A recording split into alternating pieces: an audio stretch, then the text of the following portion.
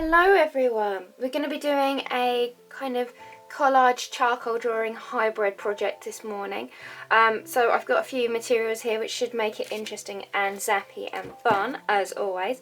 First of all, and most importantly, you need your reference image. I've got a Pexels royalty-free image here by Karivar. I apologise for my pronunciation. Anyway, it's a gorgeous shot. Lovely little autumn look out over the hills that I thought would be particularly good for this. Lots of different textures. So you can see I've got some rocks, some trees, some hills and some sky. It gives me some opportunities to play around with textures and mark making. The other thing you're going to need is some glue. I've got some PVA. You could use a Pritt stick if you wanted to. It's completely up to you. You're going to need some brushes if you are using PVA glue and a little pot to pour it out into that I've got here. A charcoal pencil. I've got some collage papers as well, and I'm going to keep it relatively simple with my collage papers. You could be more imaginative and playful, but I thought as time is a bit tight, we'll go just for two. I've got some 220 GSM cartridge paper that I'm going to be working on just behind here, A3 size. I wouldn't go under the 200 GSM because with the PVA glue it'll make it very wet and you'll find that it all starts rocking up and going bumpy. The other thing you're going to need is normally a piece of white chalk. Now I couldn't find my white chalk, but I've got white charcoal, so I'm going to grab my stick of white charcoal for this project. Obviously if you've got white charcoal, feel free to use that as well.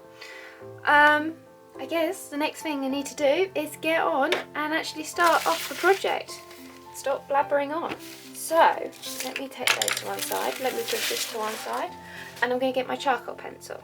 Now to start off with, as always, you need to check your aspect ratio. Mine is slightly out.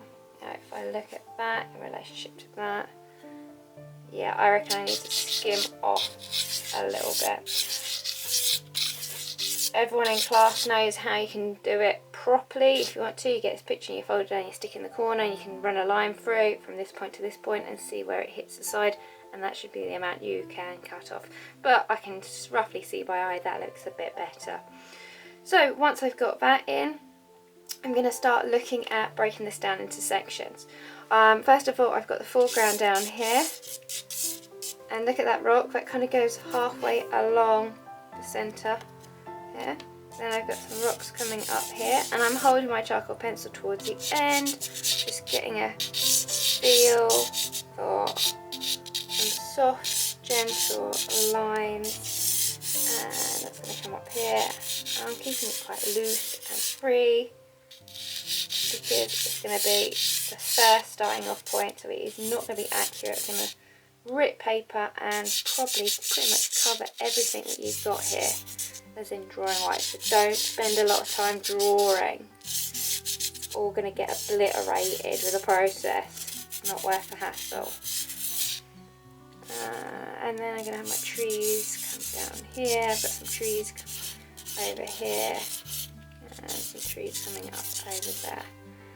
Okay, so you can see it's incredibly sophisticated, my drawing. Let me just go down. I'm going to make this a little bit more accurate and darker. It's probably better for you so you can see it.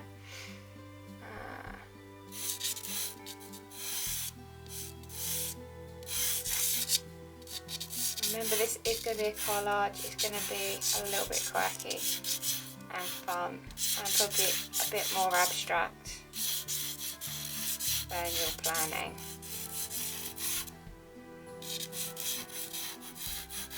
Bring this down a little bit more.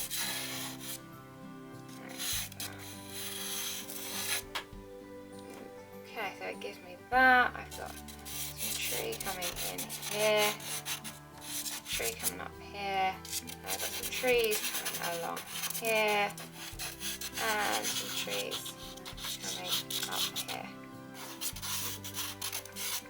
Around that point. So I've got a few boundary lines. Right, now at this stage I'm then going to just grab a tissue. It's always handy for working in charcoal, and give it a little bit of a wipe over. It's going to blend it out, but that's no big problem because we're going to stick over, well, we're going to stick a load of paper over the top. Now I'm going to grab my paper and start working from the top down. I'm going to probably put in a little bit of this grey for the hills. When you're dealing with collage and paper, you've got two different options. You can rip or you can cut it. Personally, I prefer the ripping, especially if you're dealing with anything organic such as this. It's quite nice that it has that jagged edge that's imperfected. That actually looks quite good there. So I'm going to look there, or should I go for that way? Actually, I think that's better. A little bit better of a match. I'm going to then just holding my paper over my drawing, give it a little bit of a rip using my pencil guidelines.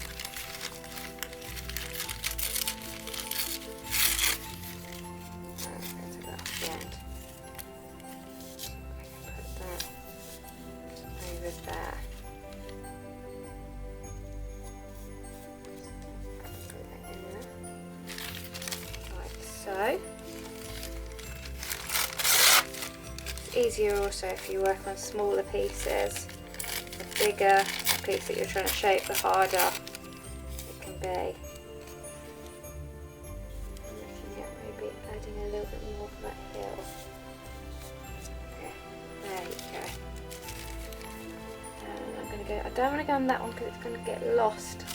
So I'm going to go over here and make that a little bit more of a carrot hill.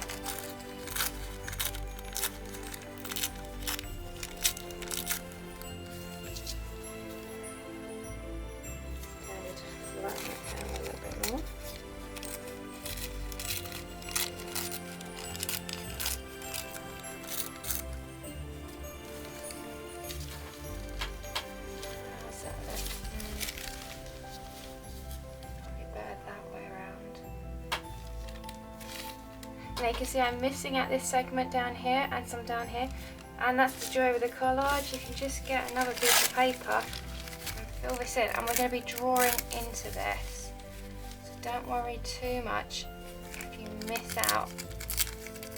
I've had actually other students that rather like having these kind of different sections that are built up. It can work really well. Put in there.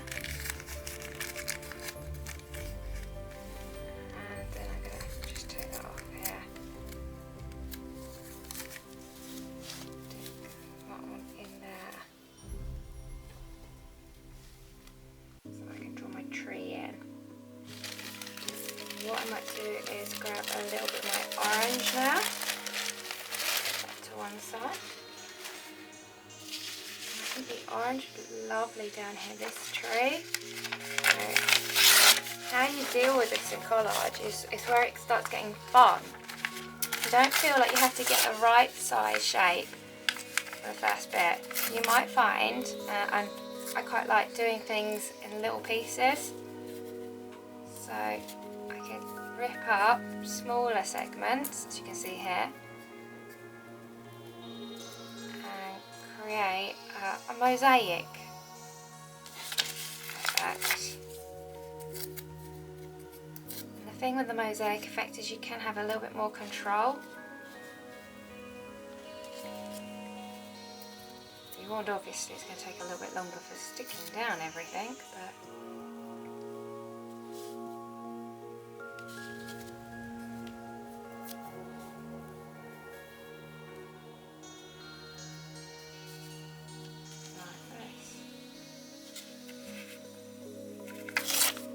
it would have been nice if I had some yellow paper. I should have grabbed some yellow paper. If I knew then what I know now. Isn't that life?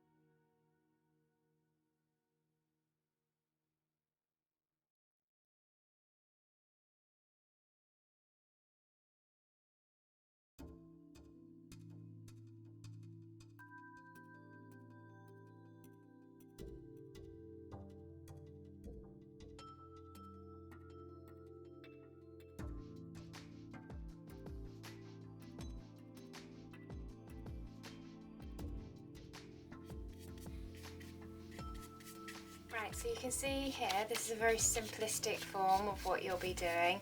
You can obviously put in more colours, more different types of paper. Down here I've put a lot of glue on it and I've pushed the paper in to texturise it, which should make it more interesting.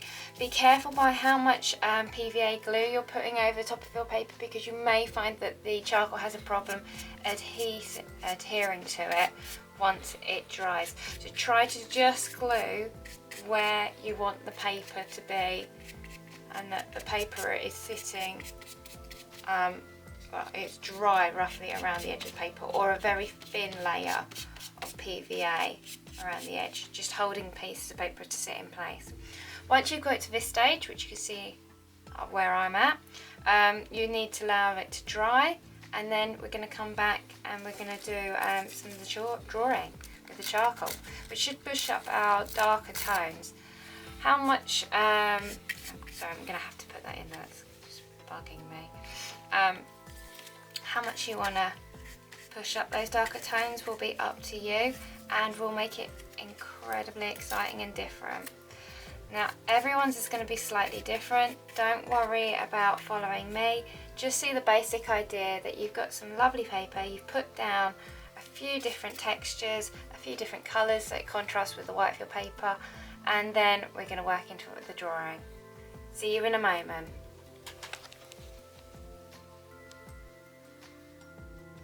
Right, so hopefully you've got to this stage whereby you've done your first layer, of which is a drawing, working out where you want everything to be. Then your second stage is a bit of collage, where you're bringing a bit of texture and colour, and even maybe a little bit of tonal contrast if you want. And then the last stage of the project is working into it of charcoal. So you can see here I've got a few bits of compressed charcoal. I've also got a white piece of chalk that I'm going to be using, and I've got my charcoal pencil. Now when you're working with charcoal, if you touch it with your hand, you will find that you're lifting it off.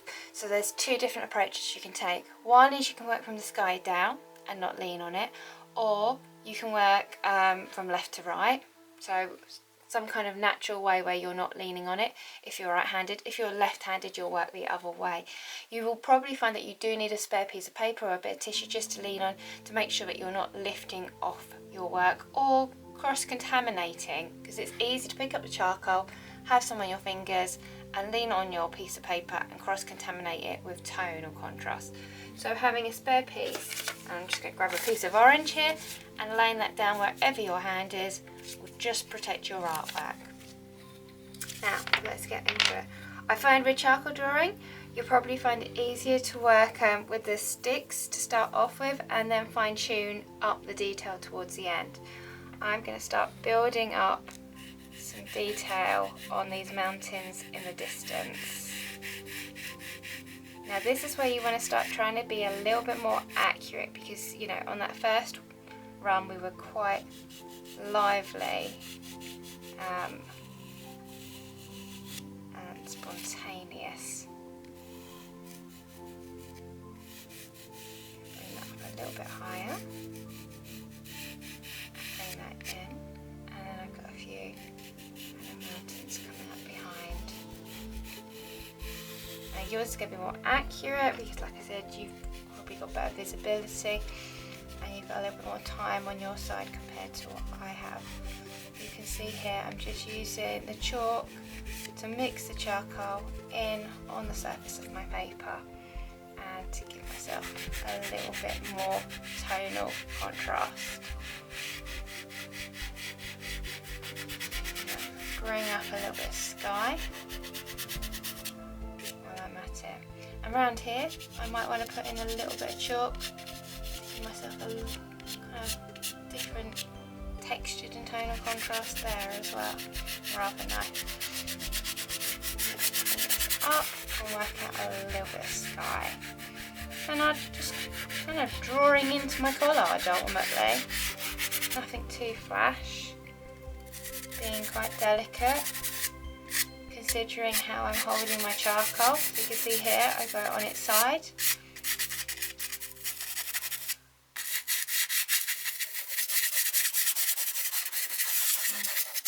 Also mixing it up with a little bit of chalk to get my tonal changes. I might grab a bit of tissue or a blending tool and just blend the shades in as well. Depends on how kind of far I want to push my mark making in a project like this.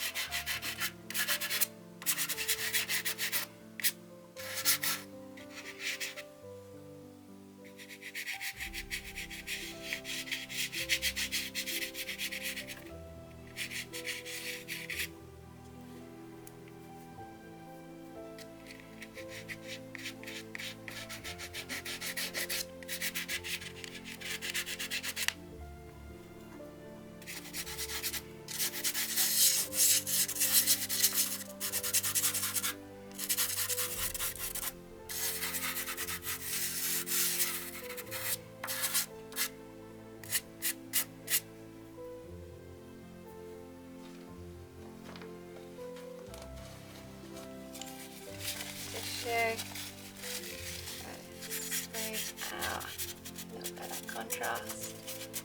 You can see here I'm dabbing my hand in, I'm not just pushing all along, mixing on the surface of the paper.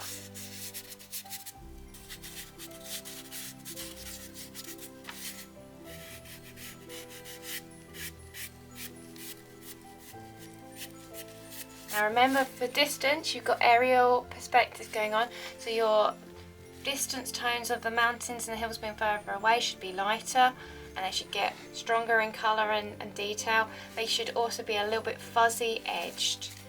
Don't want it too crisp where it'll make it look like it's closer to the viewer than you actually want it to appear.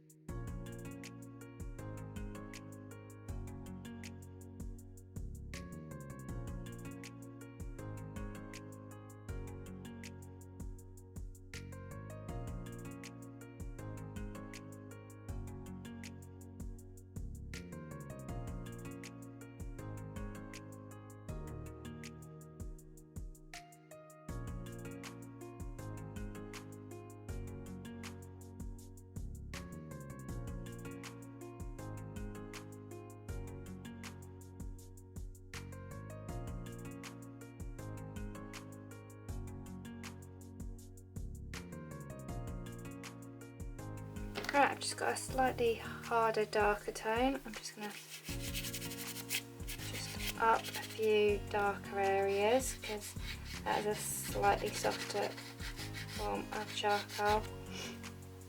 It'll really exaggerate the near and far illusion.